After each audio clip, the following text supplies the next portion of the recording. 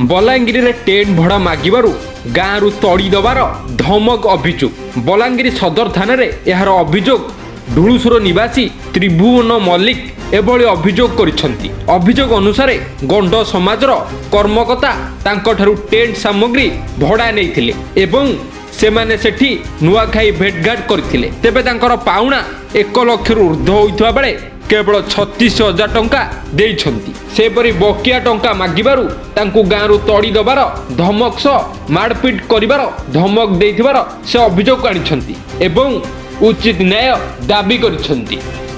मोर नाम हो त्रिभुवन मल्लिक, मैं ढुलुसर रु आइछे। हमर जे नुआखे भेटघाट हमर ढुलुसर रे हेतिला। हमर ढुलुसर रे नुआखे भेटघाट हेतिला। हमर गण समाज बेले लगेथिल टेंट मोर सेतिर पैसा नहीं देबार किनी से गाली गलौज करूछन। आउ या घर गहड़ी दमु कहूछन आउ पसंद कर दमु बोलछन करिछन। नहीं गाँर गतिया रामकुमार कुमरा गाँ रे गले सबे सपोर्ट अछन। इधर कार्तिक पूर्णिमा हैला हले से इधर चांदा हले मागिनी गाँ बासिंदा कर देले। मोर नाम ममता छत्री ढुलुसर गाँ रे हमके बस दिन मीटिंग करथिले गण समाज वाले।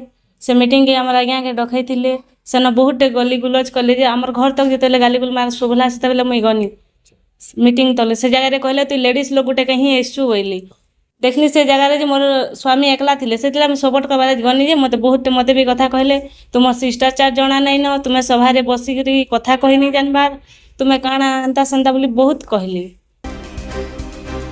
बलांगीर सानुस मिश्रंग रिपोर्ट डुमाणी टीवी।